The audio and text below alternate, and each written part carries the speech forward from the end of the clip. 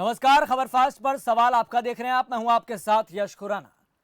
दूसरी लहर जारी, अब तीसरी की बारी। जी हां, मामले उफान पर हैं, सब दहशत में हैं। कोरोना शहर से रेंग कर गांव तक पहुंच गया है और चारों तरफ से तस्वीरें त्राहिमाम की ही नजर आ रही हैं।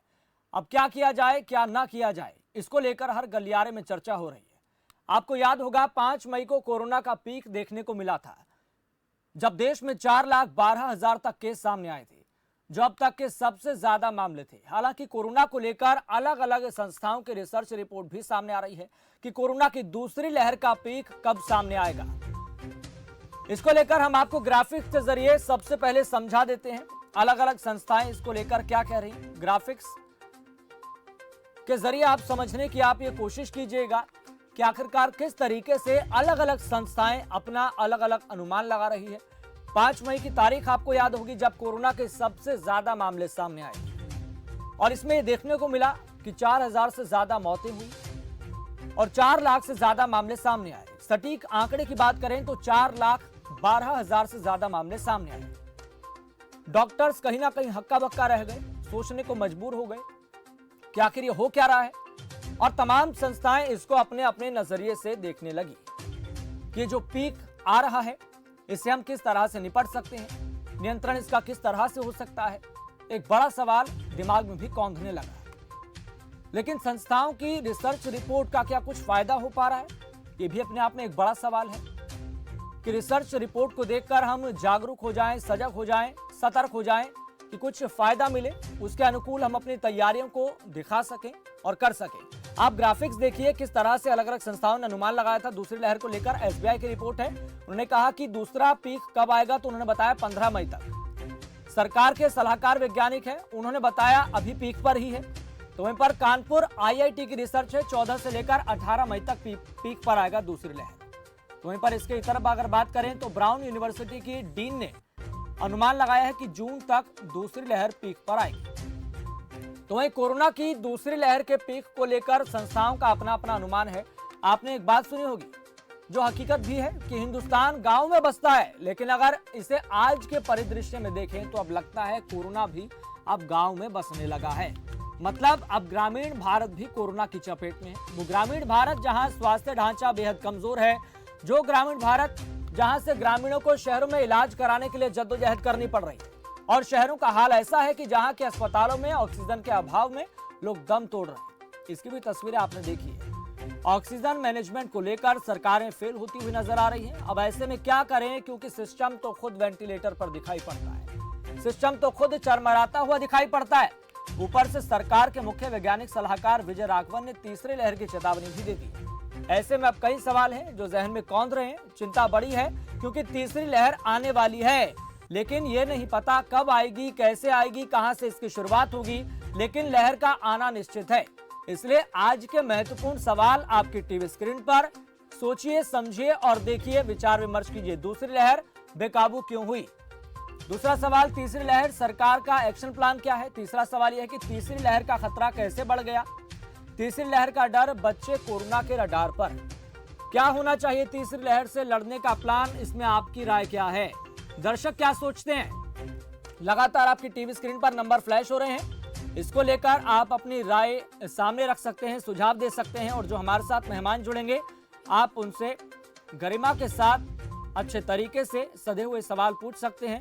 तो लगातार आपकी टीवी स्क्रीन पर नंबर फ्लैश हो रहे हैं, तुरंत आप इस पर कॉल कर सकते हैं। जो भी आपके जहन में सवाल आ रहा है वो आप हमारे साथ जुड़े मेहमानों से पूछ सकते हैं, सुझाव दे सकते हैं। सोचिएगा कि आखिरकार तीसरी लहर की तरफ हमारा देश कैसे बढ़ गया, और तीसरी लहर को लेकर भारत को अब क्या तैयारी करनी चाहिए, क्या प्लान करना चाहिए, जमीनी स्तर पर क्या होना चाहिए और एग्जीक्यूट किस तरह से होना चाहिए। कार्यक्रम का सिलसिला आगे बढ़ाते हैं। आपको बता दें हमारे साथ हमारे मेहमान जुड़ गए हैं, तारुफ करा देते हैं। हमारे साथ अनिल गोयल हैं, बीजेपी के नेता। इसी के साथ ही हमारे साथ डॉक्टर सतवीर चौधरी हैं, पूर्व डीजी हेल्थ हरियाणा। सर, आपका दोनों का बहुत बहुत स्वागत है खबर फास्ट पर। अनिल गोयल जी, अगर आप आवाज सुन पा रहे हैं, मेरा सबसे पहला सवाल आपसे ही है। आप ईमानदारी के साथ बताइएगा, पूरा देश आपको देख रहा है, चूंकि परिस्थितियों को सबने देखा है, आज किस तरह के हालात बन गए हैं, त्रासदी इस तरह की देखने को मिल रही है। कि इंटरनेशनल स्तर पर अलग अलग अखबारों में अलग अलग तरीके से लेख छप रहे हैं। जहां पहले भारत को लेकर लेख छपा करता था कि भारत ने कोरोना से किस तरह से लड़ाई लड़ी है, एक उदाहरण पेश किया है, और आज इसके बिल्कुल प्रतिकूल है, इसके उलट है। सवाल ये कि दूसरी लहर भारत में बेकाबू क्यों हुई? आप ईमानदारी से फैक्टर्स के साथ, तथ्यों के साथ इसका जवाब दीजिए। आपको पूरा देश सुन रहा है।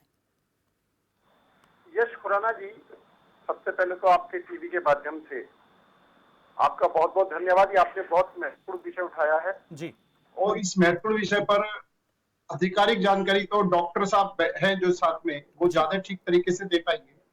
लेकिन मेरा जो स्पष्ट कहना है कि कहीं ना कहीं लापरवाही हुई है जनता द्वारा, कहीं ना कहीं लापरवाही हुई है सरकारों द्वारा, और निश्चित तौर पर उस लापरवाही से हमने इस सुनामी का सामना करना पड़ा।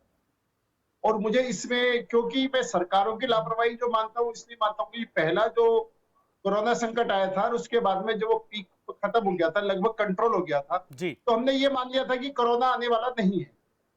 लेकिन अगर वहां पर सरकार थोड़ी और सजग रहती तो निश्चित तौर पर कहीं ना कहीं हम आज इससे कुछ ना कुछ स्थिति बेहतर होती।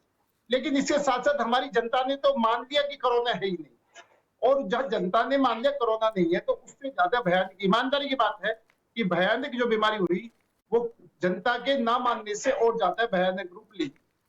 लेकिन मेरा इसमें एक बात और कहना है जी। कि आज हमें इस लड़ाई को लड़ना, सबको मिलकर के इस लड़ाई को लड़ना है। और इस सबको लड़ाई का लड़ने के लिए जो अभी तक पूरी गाइडलाइन हमें मिली है कि सोशल डिस्टेंस, मास्क, सैनिटाइजेशन और अपनी इम्यूनिटी बढ़ा करके रखना, यानी पौष्टिक आहार खाना, ये अगर हमारी आम जनता इस बात पर पूरी तरीके से कंट्रोल कर ले, यानी लॉकडाउन वो अपने ऊपर ही अब लागू कर ले कि मुझे सारे नियमों को मानना है, कोई माने या ना माने, तो मैं ये कह सकता हूं कि बहुत जल्दी हम इसको कवर कर लेंगे। और जो दूसरी पीक के नए नए डेट आ रहे हैं, वो डेट अपने आप ही ध्वस्त हो जाएंगे और हम कंट्रोल में कर लेंगे। अनिल जी, मुझे बहुत खुशी हो रही है कहते हुए आपने, मैंने जब कहा शुरुआत में कि आप ईमानदारी से बताइए, आपने बिल्कुल स्वीकारा कि यहाँ पर राज्य सरकारों की, केंद्र सरकारों की यहाँ पर जिम्मेदारी थी, लेकिन लापरवाही बरती गई, इसलिए आज इस तरह का परिदृश्य, इस तरह की परिस्थिति बनी हुई है। बहुत बहुत धन्यवाद, आपने ईमानदारी से इस तरह का जवाब दिया। अगर आप इस तरह का जवाब ना देते तो मेरे पास भी कई फैक्टर थे, मैं आपको जवाब देता। लेकिन खैर, हमारे साथ एक दर्शक जुड़ गए हैं, उनका हम सवाल ले लेते हैं। राकेश हमारे साथ जुड़ गए हैं फतेहाबाद से। राकेश, आपका बहुत बहुत स्वागत है। आपका सवाल क्या है, पूछिए, आपको क्या पूछना है? जी, मुझे गोयल साहब से सिर्फ एक ही सवाल पूछना है जी, कि ये जो कहते हैं कि जनता की वजह से, जब इनकी अपनी सरकारें ही एक दूसरे को नहीं पकड़ पाती तो जनता क्या करेगी, जब ये आप में ही लड़ते रहते हैं? राकेश जी, मास्क लगाना जनता की जिम्मेदारी है, सोशल डिस्टेंस पर रहना जनता की जिम्मेदारी है। और आपने एक बात देखा होगा, सरकार ने जहां जहां सख्ती करी है वहां पुलिस पर अटैक भी हुए हैं और लोग बदतमीजी पे भी उतरे हैं। आप ये बीमारी हमें महामारी से बचना है, हमें आपस में बहस नहीं करनी, और उस महामारी में बचने के लिए पहले हमारी अपनी सुरक्षा देखनी है। और हमारी सुरक्षा जब ही होगी जब हम मास्क लगाएंगे, सोशल डिस्टेंस का पालन अनिल करेंगे। जी, राकेश जी ने यही तो कहा ना, जनता तो निभाएगी और जनता तो निभाती आ रही है। आपने कहा कि थाली पीटनी है, वो थाली पीटी। आपने कहा लाइट जलानी है, रोशनी करनी है, उन्होंने रोशनी की। लेकिन ऐसे में ये देखा जा रहा है ना, आज के दौर में, इस महामारी के दौर में, इस आपदा काल में, कि नेता तो खुद आपस में लड़ रहे हैं। कोरोना से तो बाद में निपटेंगे। आज संबित पात्रा की आपने प्रेस कॉन्फ्रेंस सुनी, उन्होंने सीधे तौर पर कहा, दोषारोपण कर दिया, टीका टिप्पणियों का दौर शुरू होगा। केजरीवाल को सीधे तौर पर निशाने पर ले लिया कि मैनेजमेंट नहीं कर पा रहे, भ्रम फैला रहे हैं। खैर, इस पर नहीं जाएंगे, ये एक अलग विषय है। एक और हमारे साथ दर्शक जुड़ गए हैं, उनका सवाल ले लेते हैं, फिर सतवीर चौधरी जी के पास आएंगे। आशीष हमारे से जुड़ गए हैं रोहतक से। आशीष जी, आपका बहुत बहुत स्वागत है। आपका सवाल क्या है, पूछिए, आपने जो पूछना है। आशीष, क्या आप हमारी आवाज सुन पा रहे हैं? नमस्कार सर। जी नमस्कार, आप सवाल पूछिए। सर, मैं ये पूछना चाहता हूँ, जो ये पॉलिटिकल पार्टीज है, दूसरे पे इल्जाम लगाती रहती है इस समय में, महामारी का समय है पूरे देश में, और इस उसमें सबको एक होके इस महामारी से लड़ना पड़ेगा। और ये एक दूसरे पे जो इल्जाम लगा रही है, ये भी गलत है। और जो ये अब जैसे केस बढ़ रहे थे, अब एकदम कम की फेर बढ़ रही है, इसका कारण क्या है सर? ये भी तो सामने आना चाहिए। जी, इसका उत्तर हम सतवीर चौधरी जी से लेंगे। आशीष, आपका बहुत बहुत धन्यवाद महत्वपूर्ण सवाल पूछने के लिए। सतवीर चौधरी जी, मेरा जो सवाल है उसका भी आप जवाब दीजिए, और जो दर्शक ने सवाल पूछा है आप उसका भी जवाब दीजिए कि आखिरकार इस तरह से कभी केस ऊपर जा रहे हैं, कभी नीचे जा रहे हैं, उतार चढ़ाव देखने को मिल रहा है, तो ऐसा क्यों हो रहा है। और मेरा सवाल जस का तस है कि दूसरी लहर बेकाबू क्यों हुई, आप इसके पीछे क्या फैक्टर मानते हैं। आपकी समझ, दर्शक सुन रहा है, जनता सुन रही है, देश सुन रहा है। पहले तो मैं अनिल गोयल जी का धन्यवाद करता हूं कि उन्होंने माना कि दूसरी लहर के लिए सरकारें जिम्मेवार हैं। बिल्कुल ठीक बात है, सरकारें जिम्मेवार हैं। दूसरा, उन्होंने जो जनता पे आरोप लगाया है कि जनता नहीं मानती, उसके लिए मैं जनता को नहीं, लोगों को जिम्मेवार, सरकार को जिम्मेवार चाहता हूँ। सरकार का काम है जनता को मिलाना, समझाना। जब सरकार चाहती है जनता को कोई चीज समझाना तो तुरंत समझा देती है, इसमें कोई मुश्किल काम नहीं है। कल को ये कहेंगे कि लेफ्ट साइड पे चलना होता है लोगों को, लोग राइट साइड पे चलते हैं जी। आप हेलमेट के भी तो चालान काटते हैं, सीट बेल्ट के भी चालान काटते हैं, लोगों को मनाते ही हैं। ये तो उनके हित की बात है, क्यों नहीं मानेंगे लोग, तो भाग के मानेंगे। लोग जो है ना घर में मुखिया को देखते हैं। अब इनके मुखिया तो रोड शो कर रहे हों और इनके मुखिया बड़ी बड़ी रैली कर रहे हों और वैसे कहते हो 2 गज की दूरी रखनी है, मास्क पहनना है, तो कौन मानेगा जी। कोई समझाने का तरीका होता है ना, समझाने का तरीका गलत है। आपको खुद उदाहरण पेश करना होगा। कहने को तो आप कहते हैं जान है जहान है, लेकिन कथनी करनी में फर्क रखते हैं। बिल्कुल। जब कथनी करनी में फर्क होगा तो लोग नहीं मानेंगे। दूसरी बात जिससे सरकार नहीं बच सकती, आपके पास पूरा 1 साल था, 1 साल स्वास्थ्य सुविधाएं सुधार करने के लिए था। किसी भी जिले में, किसी भी मेडिकल कॉलेज में, किसी एम्स में 5% से ज्यादा बेड की इंक्रीज नहीं हुई है। एक बात जी। नंबर 2, पीएससी सीएससी में तो छोड़ दो, डिस्ट्रिक्ट लेवल हॉस्पिटल में पूरे देश में कहीं स्वास्थ्य सुविधाओं में सुधार नहीं हुआ है। नंबर 3, प्राइवेटाइजेशन पे इतना जोर दिया गया है कि अब गरीब आदमी प्राइवेट हॉस्पिटल में कैसे जाएगा। और दूसरी बात एक क्लियर होनी चाहिए सबको कि प्राइवेट हॉस्पिटल कभी भी आम जनता की नहीं सोचेंगे।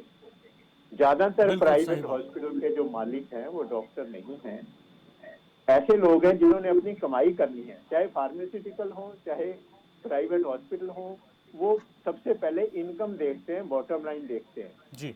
तो सीरियस पेशेंट में, ऐसे मरीजों में तो उनको कमाई नहीं होगी ना, उनको कमाई तो सिंपल केसेज में होगी। तो अगर आप ये सोचो कि प्राइवेट हॉस्पिटल इस विपदा में आपकी मदद करेंगे तो आप गलत सोच रहे हैं। आपको अपनी सुविधाएं अपने medical college, district level hospital में सुधार करना चाहिए था 1 साल में। अब 1 साल में नहीं किया, चलो अभी कर लो। अभी आपस में झगड़ रहे हो, मुख्यमंत्री और सीएम का झगड़ा हो रहा है। अब ऑक्सीजन अगर नहीं मिल रही तो इसमें सरकार ही जिम्मेवार है, इसमें डॉक्टर क्या करेगा। मतलब मैं पिछले 100-200 साल की बात बता रहा हूँ। डॉक्टर ये तो कर सकते हैं कि ये दवाई देनी है, ये नहीं देनी। अब डॉक्टर कह रहा है इसको ऑक्सीजन की जरूरत है, अब ऑक्सीजन है ही नहीं तो वो क्या कर सकता है, क्या नर्स कर सकती है। बिल्कुल, ऑक्सीजन की सप्लाई निर्बाध गति से सुनिश्चित हो, ये तो सरकारें ही तय करेगी। ऑक्सीजन का मैनेजमेंट क्या होना चाहिए। दूसरी ऊपर से एक और बात है जी कि ऑक्सीजन उपलब्ध है, उसकी डिस्ट्रीब्यूशन, उसका बिल्कुल यहाँ पर वितरण नहीं हो पा रहा, मैनेजमेंट नहीं हो पा रहा, इसको लेकर कोई पॉलिसी नहीं है। सबसे बिल्कुल यहाँ बिल्कुल सतवीर जी, आपने बहुत महत्वपूर्ण फैक्टर यहाँ पर रखे हैं। आप और भी फैक्टर सामने रखिएगा, जनता के सामने, देश के सामने।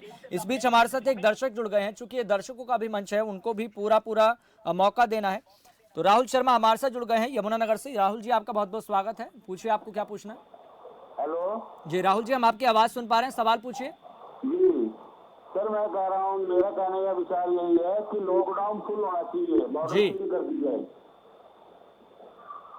हेलो जी राहुल जी, हम आपका ये बात सुन पा रहे हैं, हम आपकी बात सुन पा रहे हैं, सुझाव हमने सुन लिया है। लॉकडाउन अन्य राज्यों में भी अब शुरू हो गया है, सख्ती बढ़ाई जा रही है, चाहे बात हरियाणा की हो, दिल्ली की हो, पंजाब की हो, झारखंड की हो, अलग अलग राज्यों में सख्तियां बढ़ाई जा रही हैं। उस तरह से ही स्थितियां पैदा हो गई है, केवल जरूरियात की तमाम चीजें मयस्सर हो रही हैं, बाकी सब चीजें बंद हैं। जी सतवीर जी, आप अपनी बात कंप्लीट कर सकते हैं, फैक्टर रख सकते हैं। बहुत महत्वपूर्ण बात आपने कही कि ऑक्सीजन को लेकर जिस तरह से लड़ाई हुई, सुप्रीम कोर्ट को हस्तक्षेप करना पड़ गया, दिल्ली हाई कोर्ट तक बोल रहा है कि आप हमें बताइए, मजबूरन हमें अपना कड़ा फैसला लेना पड़ेगा, आप ऑक्सीजन का मैनेजमेंट नहीं कर पा रहे। लेकिन ये सब कुछ होने के बाद आज तक किसी राजनेता ने माफी नहीं मांगी। कि हमारी अव्यवस्था के कारण ये हुआ है या हमारी मिलके अव्यवस्था के कारण हुआ है। कोई ना कोई तो माफी मांगे कि ये दिल्ली में जो अव्यवस्था हुई है बाकी स्टेट्स में भी हुई है। अगर जी। ऑक्सीजन की जरूरत थी तो क्यों नहीं पहुंची वहां पर? गंगाराम हॉस्पिटल से मतलब ये आया है, फरीदाबाद से आया है, जगह जगह से, इतने ज्यादा जगह से ये कॉल आते रहे हैं। उधर पंजाब में भी देख लो, चाहे यूपी में भी देख लो, जी। सब जगह ये प्रॉब्लम आ रही है कि ऑक्सीजन नहीं पहुंच रही। तो क्यों नहीं ऑक्सीजन पहुंच रही? इसके लिए कौन जिम्मेवार है? किस पे कार्रवाई करो? आप किसी मंत्री पे कार्रवाई करो, किसी अफसर पे कार्रवाई करो। इसी तरह जो आपकी कथनी और करनी में फर्क है, जब इलेक्शन कमीशन को तो मैं तब अच्छा मानता ना जब वहाँ रैली हो रही हो स्टेज पर, और स्टेज पर जाके वो 4-5 नेताओं पे जाके कार्रवाई करे कि आपने मास्क नहीं पहना हुआ, डिस्टेंस नहीं मेंटेन कर रहे, और उनको 1 हफ्ते के लिए बैन कर दे, तब तो ये मानेगा कि इलेक्शन कमीशन ने कोई कार्रवाई की है। जी। अब अफसर जो है, डिप्टी कमिश्नर है या डीजीपी है या चीफ सेक्रेटरी है, वो क्या करे? उन्होंने तो अल्टीमेटली मंत्रियों के नीचे ही काम करना है ना, वो तभी कार्रवाई कुछ करेंगे। अब एक गरीब आदमी बेचारा ऑटो में जा रहा है, स्कूटर में जा रहा है, उसका चालान काट दिया 1000 रुपए 2000 रुपए का, एक छोटे मोटे किसी किराने वाले दुकान के चालान कर दिया, किसी छोटी मोटे रेहड़ी वाले का चालान कर दिया। ये कोई बातें थोड़ी हैं, इन बातों से कभी कोई बात नहीं बनेगी। कार्रवाई आपको ऊपर से करनी पड़ेगी। जो अधिकारी अभी भी मीटिंग ले रहे हैं, अभी भी बंद कमरे में मीटिंगें हो रही हैं, वो मीटिंगें तुरंत बंद होनी चाहिए। कोई मीटिंग बिल्कुल नहीं होनी चाहिए, सारे काम ऑनलाइन होने चाहिए। अगले 10-15 दिन अगर हम सावधान रहेंगे तो पीक जी लंबा नहीं खींचेगा, अदरवाइज पीक ऊंचा और होता जाएगा, ऊंचा भी होता जाएगा और लंबा भी खींचेगा। ये हमारे हाथ में है कि हमने पीक को कैसे नीचे लाना है। जी। पिछली बार ये बिल्कुल सही बात है, जब फर्स्ट वेव आई थी तो हॉस्पिटल में इतना प्रेशर इसीलिए नहीं आया कि सेकंड वेव की जो पीक है वो ज्यादा ऊपर नहीं गई। सतवीर जी, मुझे तो लगता है कि सरकारें तो इस बात से बेफिक्र हो चली थी, निश्चिंत हो चली थी कि दूसरी लहर तो महामारी में आती नहीं है। इस तरह से मतलब मैनेजमेंट किया गया, आराम से सरकार बैठी हुई। पिछले साल सितंबर से लेकर मार्च तक सरकारों ने क्या किया? आज दिल्ली की हालत यह है कि दिल्ली के पास खुद का ऑक्सीजन प्लांट नहीं था, बाहरी दूसरे राज्यों पर निर्भर होना पड़ा, और आज इस तरह से हमें देखने को मिल रहा है कि बाहरों से, विदेशों से मदद आ रही है। उनको पता है कि भारत के पास इस तरह का मैनेजमेंट नहीं है, इस तरह की चीजें नहीं है, वेंटिलेटर की कमी पड़ रही है, ऑक्सीजन कंसंट्रेटर की कमी पड़ रही है, विदेशों से मदद आ रही है, लेकिन हमारे पास खुद के पास नहीं है। अगर है भी तो ठीक से वितरण नहीं हो पा रहा, मैनेजमेंट नहीं हो पा रहा, कोई प्लान नहीं है। और केंद्र सरकार को इसमें मुखिया बनकर सभी राज्य सरकारों के साथ समन्वय स्थापित करते हुए एक साथ चलना चाहिए। लेकिन यहाँ पर केंद्र और राज्य सरकारें आपस में लड़ रही है, तो कोरोना से कैसे निपटेंगे हम? अनिल जी, आप इस बात का जवाब दीजिए। ठीक है, हम देख रहे हैं कि दूसरी लहर को लेकर अलग अलग संस्थाएं अलग अलग तरीके से अनुमान लगा रही हैं, लेकिन अब तीसरी लहर को लेकर भी सरकार ने खुद चेतावनी दे दी है कि तीसरी लहर आने वाली है, लेकिन ये नहीं पता कि कब आएगी, किस तरह से आएगी, कहां से शुरुआत होगी, लेकिन आना निश्चित है। अब सरकार का प्लान क्या है, आप देश के सामने रखिए। किस तरह से सरकार अब निपटेगी? दूसरी लहर को लेकर तो लग ही रहा था कि सरकारों के पास कोई प्लान नहीं है, आराम से बैठी हुई है सरकार। यहाँ पर चुनाव हो गए, कुंभ हो गया, 5 राज्यों में चुनाव हो गए, अलग अलग तरीके से आयोजन हो गए, ढील बरती गई। अब तीसरी लहर को लेकर आपके पास क्या प्लान है, आप देश के सामने रखिए। यश जी, सबसे पहले तो मैं डॉक्टर साहब की बात से बिल्कुल सहमत नहीं हूं कि जनता जिम्मेदार नहीं। मैं डॉक्टर साहब से सिर्फ एक बात पूछना चाहता हूं कि अगर इन्होंने किसी को दवाई लिख दी और उस मरीज ने दवाई नहीं ली और उसके बाद में वो सीरियस हो गया, तो क्या डॉक्टर साहब जिम्मेदार?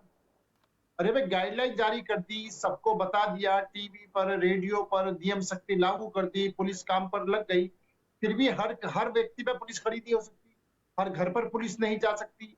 हमको जनता, और ये हमारी खुद की बीमारी है, हमको खुद को बचना है, और हम इस तरीके से आरोप प्रत्यारोप लगाएंगे तो निश्चित तौर पर हम समस्या का समाधान नहीं कर रहे हैं, हम समस्याओं को बढ़ा रहे हैं। यहाँ पर राजनीतिक प्लेटफॉर्म नहीं है। और अभी डॉक्टर साहब ने कहा कि चुनाव हो रहे हैं, भीड़ हो रही है, ये एक लोकतांत्रिक परंपरा है कि लोकतंत्र की मजबूरी है कि अगर किसी का कार्यकाल पूरा हो गया है और वहां पर चुनाव होने हैं, वो लोकतंत्र की मजबूरी है। और उसमें अनिल जी, क्या टाले नहीं जा सकते थे चुनाव? देखिए, इस बात पर आप एम्फसाइज मत कीजिए। इस बात पर अब चर्चा करने का विषय नहीं। मैंने आपसे सवाल पूछा, आप ठीक है अपनी बात रखें, लेकिन जल्दी से ये भी बताइए कि तीसरी लहर को लेकर सरकार के पास प्लान क्या है? बच्चों के लिए भी सोचना है, बच्चों की वैक्सीन, बच्चे प्रभावित होंगे तीसरी लहर में, आप बताइए जल्दी। यस जी, मैं यही बता रहा हूं कि सरकार जो है दूसरी लहर को जल्दी से जल्दी कंट्रोल करने में लगी हुई है और तीसरी लहर की तैयारियों में लगी हुई है। और सरकार ने जल थल नभ यानी केंद्र सरकार ने अपनी पूरी ताकत इस कोरोना की लड़ाई के लिए लगा दी है।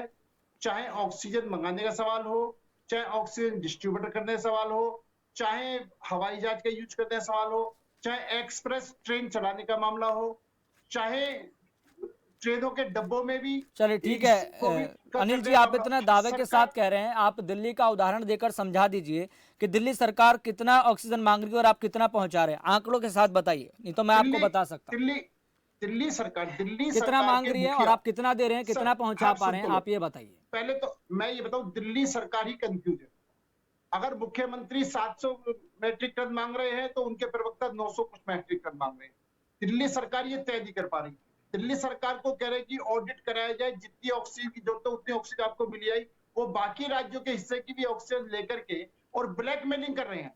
वहां का मंत्री उसको ब्लैक में बेच रहा है, इकट्ठी कर रहा है। वहां के मंत्री पर कहां से ऑक्सीजन कहां से नहीं आई, कालड़ा, ये जो पूरी तरीके से ब्लैक मार्केटिंग हो रही है, चोर बाजारी हो रही है। और उस पर जो सरकार, दिल्ली सरकार का कंट्रोल करने का मामला था, वो उसमें पूरी तरीके से फेल है। देखिए काला बाजारी तो हर राज्य में देखने को मिल रही है, हर राज्य में मामला सामने आ रहा है काला बाजारी को लेकर, लेकिन आप तथ्यों के हिसाब से बताइए ना, आप कितने राज्यों की जरूरत आप पूरी कर रहे हैं। दिल्ली के उदाहरण से आप समझाइए।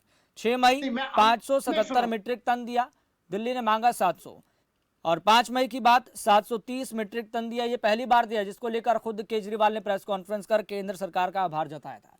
आप उसके बाद तारीखों के हिसाब से बता दीजिए, मैं मान जाऊंगा आपको जितना कि दिल्ली सरकार ने मांगा वो आपने उतनी पूरी की हो जरूरत। यस जी, आज जरूरत समय के साथ बढ़ रही है। हाँ, दूसरी लहर से पहले देश के अंदर 850 टन की जरूरत थी। मैं देश के अंदर आज देश के अंदर 9000 से ज्यादा टन की जरूरत है। आप समझ रहे हैं समय के साथ स्थिति कितनी गंभीर हो रही है। यस जी, एक स्थिति आप भी मानो, सरकार तैयारी कर रही है 2 कदम आगे और कोरोना भाग रहा है 4 कदम आगे। और सरकार ने, अगर महाराष्ट्र ने ऑक्सीजन मांगी तो फौरन महाराष्ट्र को ऑक्सीजन दिया। सरकार बिना भेदभाव के सब राज्यों को पूरी तरीके से ऑक्सीजन दे रही है। लेकिन अगर उनके पास अपने ट्रक नहीं है, अपना उनको लाने का संसाधन उनके पास नहीं है, जो स्टेट गवर्नमेंट की जिम्मेदारी है, वो अगर स्टेट गवर्नमेंट अपनी जिम्मेदारी पूरी नहीं कर रही है और उसका भी केंद्र सरकार पर ठीकरा फोड़ रही है। 8 ऑक्सीजन प्लांट दिल्ली के अंदर लगने थे, जिसका पैसा केंद्र सरकार ने दिल्ली को दे दिया, लेकिन दिल्ली सरकार ने उन 8 को भी नहीं लगाया। और जो दिल्ली के अंदर ऑक्सीजन के प्लांट थे उनको इन्होंने बंद कराया। दिल्ली के अंदर जो हॉस्पिटल थे उनको इन्होंने बंद कराया नियमों का हवाला देकर के। निश्चित तौर पर अगर सही मायनों में तो दिल्ली सरकार ने जो आप सवाल उठा रहे हैं, अगर हमारे साथ आम आदमी पार्टी के नेता या प्रवक्ता होते तो हम उनसे पूछते जरूर, लेकिन हमारे साथ नहीं जुड़े हैं। अब हमारे साथ एक दर्शक जुड़ गई है, हम उनका सवाल ले लेते हैं। जींद से हमारे साथ शांति जुड़ गई है। शांति जी, आपका बहुत बहुत स्वागत है, पूछिए आपको क्या पूछना है। चलिए, शांति जी से संपर्क टूट गया है। डॉक्टर सतवीर चौधरी जी, आपको लगता है कि जो केंद्र सरकार है वो तीसरी लहर के तैयार नजर आ रही है? तीसरी लहर के लिए क्या प्लान नजर आता है सरकार के पास कोई, कि तीसरी लहर है, बच्चे सबसे ज्यादा प्रभावित होंगे, कोई प्लान बनाया जाए, केंद्र सरकार राज्य सरकारों के साथ मिलकर कोई नेशनल पॉलिसी बनाए इसको लेकर कि किस तरह से हम निपटे? हमने दूसरी लहर में देखा किस तरह से तबाही मची, त्रासदी देखने को मिली, ऑक्सीजन की कमी के चलते लाखों जाने जा रही हैं, इस तरह से स्थिति बनी हुई है। महाराष्ट्र का उदाहरण देखें तो हम 0 से लेकर 10 वर्ष के बीच में 1,46,000 बच्चे संक्रमित हैं और 11 से लेकर 20 साल के बीच में 3,29,000 से ज्यादा बच्चे संक्रमित हैं। बच्चे ज्यादा चपेट में आ रहे हैं, तो इसको लेकर सुप्रीम कोर्ट ने भी अपनी चिंता जाहिर की है कि आप प्लान बताइए, बच्चे ज्यादा प्रभावित होंगे।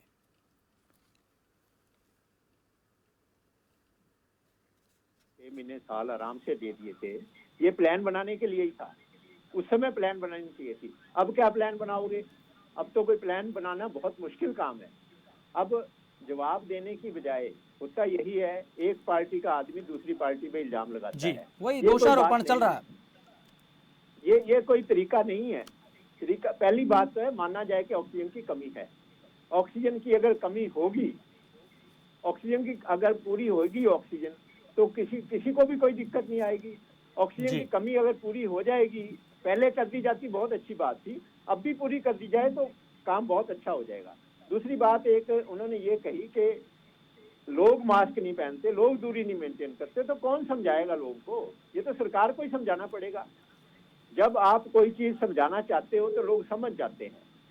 अब कथनी और करनी में फर्क होगा।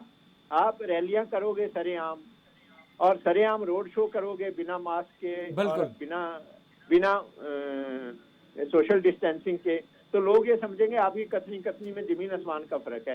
फरवरी में आईएमए ने बता दिया था इनको कि सेकंड वेव आने वाली है। वर्ल्ड में सब जगह अवेयरनेस थी मार्च में कि सेकंड वेव आ रही है। तो फरवरी मार्च में भी अगर तैयारी कर लेते तो भी बात बन जाती। और अभी भी समय है, अभी भी एक एक दिन गवाया जा जी। रहा है। अगर नहीं गवाया जाएगा तो काम ठीक रहेगा, और जी। अगर ऐसे ही समय गवाते रहेंगे जी तो ये ठीक दूसरी है। वेव अनिल जी आप ये बहुत बताइए, खतरनाक तीसरी होगी। लहर से बच्चों को प्रभावित होने से कैसे बचाएंगे, प्लान बताइए जल्दी से।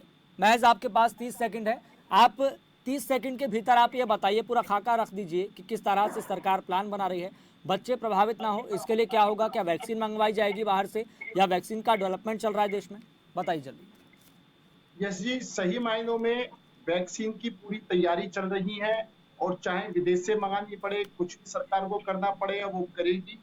और निश्चित तौर पर तीसरी लहर को कंट्रोल करा जाए, दूसरी को कंट्रोल करके तीसरी से पहले पूरी तैयारी करेंगे। देश को इस पर चिंता करने की जरूरत नहीं है। तीसरी लहर से पहले सरकार पूरी तैयारी के साथ में आएगी। अभी उसकी प्राथमिकता दूसरी लहर को रोकने की है और तीसरी लहर की तैयारी करनी है। हम दोनों काम कर रहे हैं, एक तरफ दूसरी लहर को रोकने के लिए काम कर रहे हैं और दूसरा तीसरी लहर को आने की तैयारी कर रहे हैं कि आगे भी आने वाली उसके लिए ध्यान करके हम पूरी तैयारी के साथ लगे हुए हैं।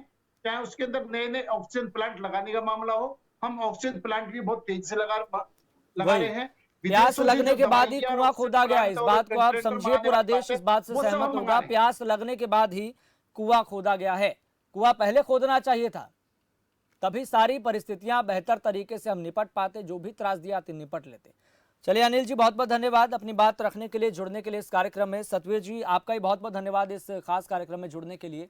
तो समय के साथ परिस्थितियां लगातार बिगड़ती जा रही हैं। राज्य सरकारों ने सख्तियां और पाबंदियां बढ़ा दी हैं, कहीं पर कोरोना कर्फ्यू की अवधि बढ़ा दी गई है, कहीं लॉकडाउन बढ़ा दिया गया है, लेकिन कोरोना के दैनिक मामलों में बस मामूली गिरावट आई है। इस बात को आप समझिए। ये भी सोचिए कि कोरोना की दूसरी लहर से हमारा स्वास्थ्य ढांचा इतना कांप गया कि ऑक्सीजन के अभाव में लोग दम तोड़ने लगे, अपनों की सांसें उखड़ने लगी, कहीं बेड की किल्लत तो कहीं एम्बुलेंस का समय पर ना पहुंचना। तो सोचिए तीसरी लहर से क्या होगा। इसलिए याद रखिए अभी बहुत कुछ देखना बाकी है। तो कुल मिलाकर देश के सिस्टम पर भरोसा करें या फिर ना करें, लेकिन खुद पर भरोसा रखें, खुद को सुरक्षित रखें, घर पर रहें, जान है तो जहान है। सवाल आपका मैं इतना ही, मुझे दीजिए इजाजत, देखते रहिए खबर।